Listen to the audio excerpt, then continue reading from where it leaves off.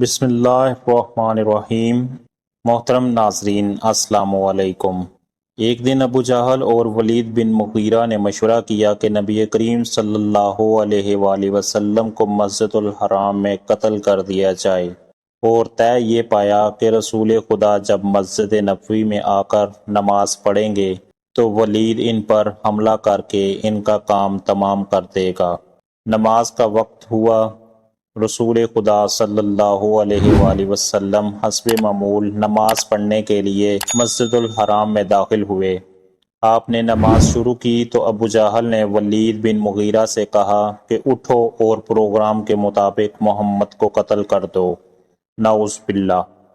ولید وہاں آیا جہاں رحمت للعالمین نماز پڑھ رہے تھے، لیکن اس وقت عجیب اتفاق یہ ہوا کہ آپ صلی اللہ علیہ وآلہ وسلم کی قرت کی آواز سنائی دیتی تھی، لیکن آپ صلی اللہ علیہ وآلہ وسلم اسے دکھائی نہیں دیتے تھے۔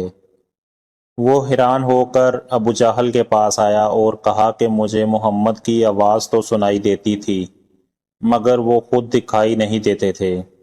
یہ سن کر ابو جہل اور اس کے خاندان نے آپ کو مسجد الحرام میں بہت تلاش کیا، لیکن آپ انہیں کہیں بھی دکھائی نہ دیے۔ ایک دفعہ آپ صلی اللہ علیہ وآلہ وسلم سجدے میں مصروف تھے۔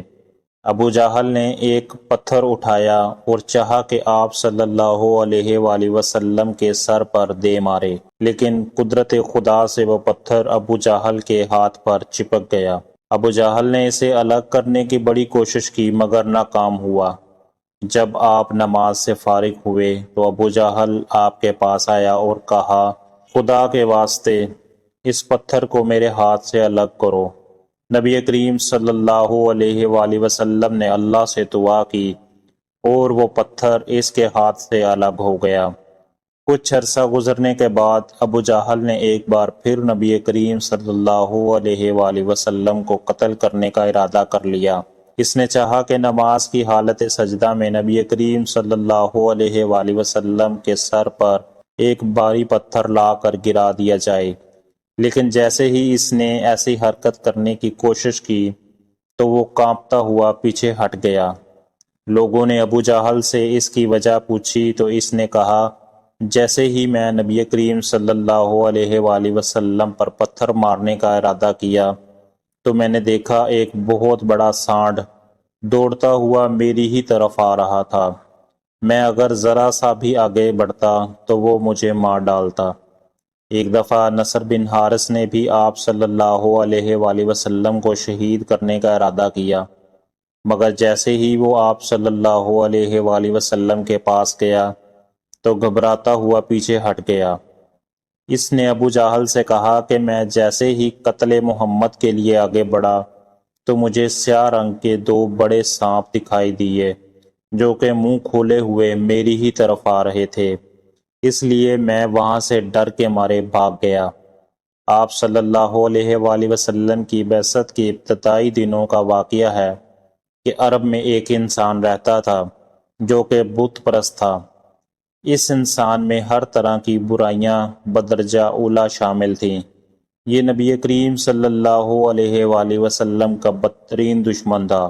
اس نے ایک دفعہ پروگرام بنایا کہ وہ رسول خدا صلی اللہ علیہ وآلہ وسلم کو قتل کر دے۔ وہ شخص مسجد الحرام میں آ گیا۔ اتفاق سے نبی کریم صلی اللہ علیہ وآلہ وسلم اس کے روبرو ہوئے۔ آپ صلی اللہ علیہ وآلہ وسلم نے اس سے پوچھا، تو یہاں کس نیت سے آیا ہے؟ اس نے جواب دیا، میں بیت اللہ کے طواف کے لیے آیا ہوں۔ نبی کریم صلی اللہ علیہ وآلہ وسلم نے فرمایا کہ مغفرت طلب کرو اور اللہ سے معافی مانگو، بے شک شیطان نے تیرے دل پر پھونک ماری ہے۔ اس نے تیرے دل میں ایسا دھوکہ ڈالا ہے جو کہ صرف وحشی لوگ ہی سر انجام دیا کرتے ہیں، اور وہ کام قتل ہے۔ جب اس نے نبی کریم صلی اللہ علیہ وآلہ وسلم کی زبان سے یہ بات سنی تو اس کے دل کی دھڑکن تیز ہو گئی اور اس کا روح کانپ اٹھا۔ پھر اس نے کہا کہ میں گواہی دیتا ہوں کہ اللہ کے علاوہ کوئی معبود برحق نہیں اور آپ اللہ کے سچے رسول ہیں۔ اس طرح وہ دین اسلام میں داخل ہو گیا اور ایک اچھا مبلغ بن گیا۔